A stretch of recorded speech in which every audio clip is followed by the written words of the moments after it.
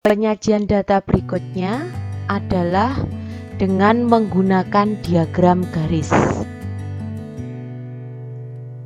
Penyajian data dengan diagram garis biasanya digunakan untuk menunjukkan perubahan sepanjang periode tertentu. Untuk lebih memahami penyajian data diagram garis ini, perhatikan contoh soal berikut. Data lulusan siswa SMA negeri yang bekerja sesuai dengan bidangnya dari tahun 2016 sampai tahun 2020 sebagai berikut. Buatlah diagram garisnya. Diketahui dari data bahwa tahun 2016 untuk jumlah siswa yang bekerja ada sebanyak 80 siswa. Kemudian tahun 2017 100 siswa, tahun 2018 160 siswa, tahun 2019 sebanyak 120 siswa, dan tahun 2020 sebanyak 200 siswa. Berikutnya, dari data ini kita akan buat atau sajikan dalam bentuk diagram garis. Kita buat dulu garisnya, yaitu sumbu-sumbunya. Sumbu tegak atau vertikal, kemudian sumbu horizontal atau mendatar. Untuk sumbu tegaknya, ini nanti merupakan jumlah siswa yang bekerja. Kemudian untuk horizontal atau mendatarnya menunjukkan tahunnya. Di tahun 2016, jumlah siswa yang bekerja ini adalah sebanyak 80. Kemudian kita hubungkan. Kemudian di tahun 2017 sebanyak 100, di tahun 2018 sebanyak 160, kemudian di tahun 2019 sebanyak 120, terakhir di tahun 2020 sebanyak 200 siswa. Dari yang sudah kita hubungkan ini titiknya, maka kita akan hubungkan koordinat titiknya ini mulai dari tahun 2016, 17, 18, 19, dan 20. Kita hubungkan. Nah, inilah yang disebut dengan penyajian data menggunakan diagram garis. Mudah ya anak-anak membuatnya. Berikutnya, ini yang terakhir, yaitu penyajian data dengan menggunakan daftar distribusi frekuensi, histogram, dan poligon. Dalam hal ini digunakan untuk menyajikan data berkelompok. Langkah-langkah menyusun data distribusi frekuensi. Yang pertama, kita tentukan dulu jangkauan data atau J, simbolnya atau lambangnya J, yaitu data terbesar atau X maksimum dikurangi dengan data terkecil atau X minimum. Berikutnya adalah menentukan banyaknya kelas. Simbolnya adalah K.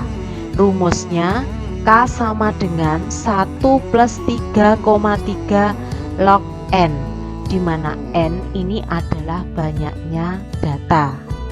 Berikutnya kita tentukan panjang interval kelas. I-nya. I rumusnya adalah J per K atau jangkauan data per banyaknya kelas. Berikutnya, tentukan batas kelas bawah dan atas, kemudian susun dalam tabel dengan menghitung frekuensinya. Berikutnya, coba perhatikan contoh. Seorang peneliti mengadakan penelitian tentang berat badan dari 35 orang. Data hasil penelitian itu dalam kilogram diberikan sebagai berikut. Ini hasil data penelitian berat badan 35 orang. Dari data ini, perintahnya sajikan data tersebut dalam daftar distribusi frekuensi. Caranya yang pertama yaitu kita tentukan jangkauan. Jangkauan itu rumusnya adalah data terbesar dikurangi dengan data terkecil. Dari data diperoleh bahwa data terbesarnya 74, kemudian data terkecilnya adalah 16, sehingga selisihnya 58. Berikutnya kita tentukan panjang kelas. Panjang kelas sama dengan K, rumusnya 1 ditambah 3,3 log N, di mana N tadi adalah banyaknya data. Data tadi banyaknya adalah 35, sehingga K bisa dituliskan 1 plus 3,3 log 35. Kalau dihitung 3,3 log 35 dengan menggunakan kalkulator itu adalah 5,095, sehingga K hasilnya adalah 6,095. Pembulatan ke bawah dibulatkan K-nya sebanyak 6. Setelah K ditentukan, berikutnya kita tentukan interval. Simbolnya adalah I, rumusnya adalah J per K, 58 per 6. Ketemunya 9,67. Kita bulatkan ke atas sama dengan 10. Berikutnya, dari yang kita peroleh tadi, maka kita akan buat daftar distribusi frekuensi. Tadi kelasnya ada 1, 2, 3, 4, 5, 6 kelas dengan masing-masing kelas itu intervalnya adalah 10. Diketahui bahwa nilai terkecil atau data terkecil 15, terbesarnya adalah 74. Maka kita buat kelasnya, kelas yang pertama yaitu 15 sampai dengan 24. Kalau kita hitung itu ada sebanyak 3 frekuensinya dari data yang awal tadi.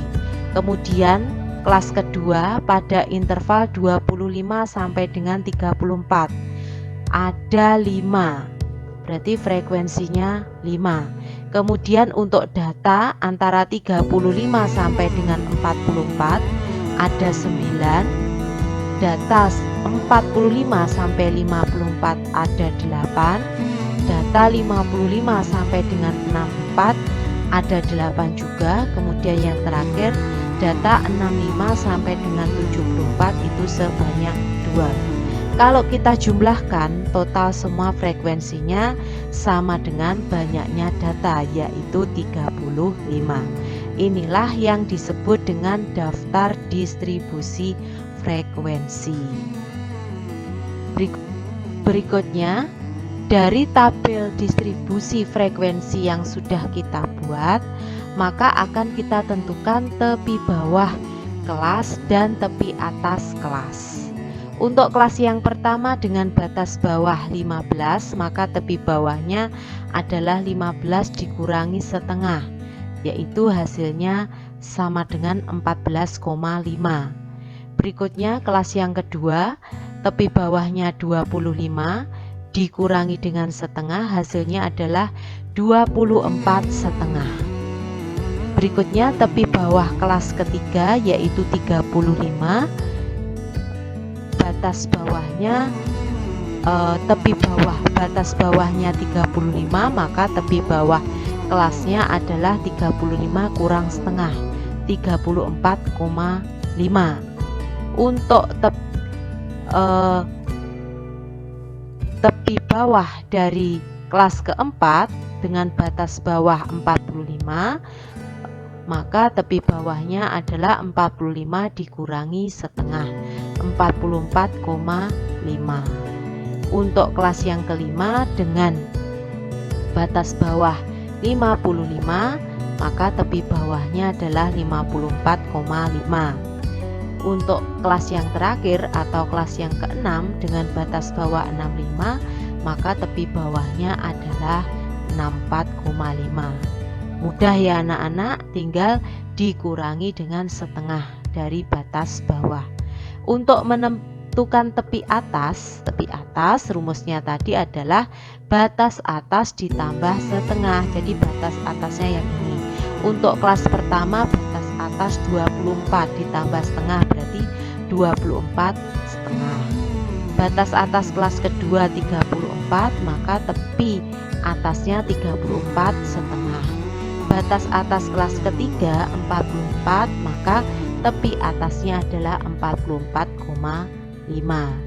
Batas atas kelas yang keempat 54, maka tepi atas dari kelas tersebut adalah 54,5.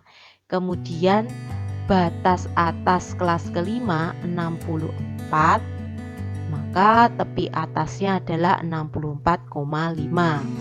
Kemudian untuk batas bawah 74 kelas ke-6, batas atas 74 kelas yang ke-6, maka tepi atasnya adalah 74,5. Untuk frekuensinya tadi jumlahnya adalah 35. Dari sini maka kita akan gambarkan histogramnya. Caranya cukup gampang, yaitu kita buat sumbu-sumbunya. Kemudian untuk yang vertikal ini menunjukkan frekuensinya, yang horizontal atau mendatar menunjukkan tepi atas dan tepi bawah dan tepi atas. Tepi bawah kelas pertama 14,5. Kemudian tepi atasnya 24,5. Maka kita gambarkan di sini frekuensinya ada 3. Berikutnya untuk 24,5 kelas yang kedua tepi bawahnya, tepi atasnya 34,5 dengan frekuensi 5. Ini batangnya berwarna merah. Berikutnya kelas yang ketiga untuk tepi bawahnya 34,5, tepi atasnya 44,5, warna orange, frekuensinya ada 9. Berikutnya untuk kelas yang keempat dengan tepi bawah 44,5, kemudian tepi atasnya 54,5 dengan frekuensi 8. Kemudian untuk kelas yang kelima ini frekuensinya 8, untuk tepi bawahnya 54,5, tepi atasnya 64,5. Kelas yang terakhir tepi bawahnya 64,5, tepi atasnya 74,5 dengan frekuensi 2. Sudah terbentuk sebuah histogram. Mudah ya, kalian bisa mencobanya sendiri dengan latihan soal yang lain. Berikutnya kita akan gambarkan poligon. Untuk menggambarkan poligon kita butuh nilai tengah, maka tentukan nilai tengah. Nilai tengah simbolnya adalah XI, rumusnya adalah setengah dalam kurung tepi bawah ditambah tepi atas kurung tutup. Di setengahnya tepi bawah ditambah tepi atas, itu sama dengan nilai tengah. Berikutnya tambahkan nilai tengah satu kelas sebelum dan satu kelas sesudah. Nah ini untuk lebih jelasnya coba kalian simak ini penjelasan dari Bu Dewi. Untuk kelas yang pertama tepi bawahnya tadi sudah kita peroleh 14,5, tepi atasnya 24,5, maka nilai tengah sama dengan setengah tepi bawah ditambah tepi atas, berarti setengah kali 14,5 ditambah 24,5. Kalau dihitung itu hasilnya adalah 19,5. Dengan cara yang sama kita bisa hitung sampai dengan kelas yang ke-6, sehingga nilai tengah untuk yang kelas ke-6 ini munculnya adalah 69,5. Frekuensinya tetap. Dari sini maka kita akan gambarkan bentuk poligon frekuensinya. Tadi di awal sudah kita gambarkan bentuk histogram. Histogramnya sudah jadi ya.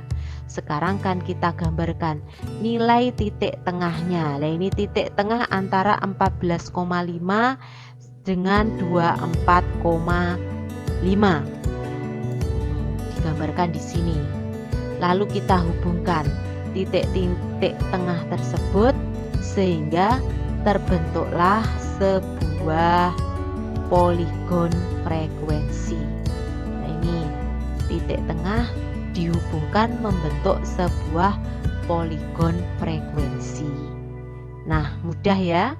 Kalian bisa coba dengan contoh soal yang berbeda. Untuk pembelajaran penyajian data, Bu Dewi akhiri. Wassalamualaikum warahmatullahi wabarakatuh.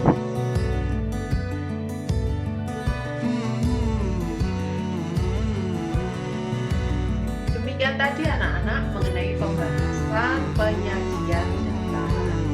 Kesimpulannya bahwa penyajian data dapat dilakukan yang pertama yaitu dengan menggunakan diagram batang, yang kedua dengan diagram lingkaran, yang ketiga dengan diagram garis, yang keempat dalam bentuk histogram dan poligon frekuensi.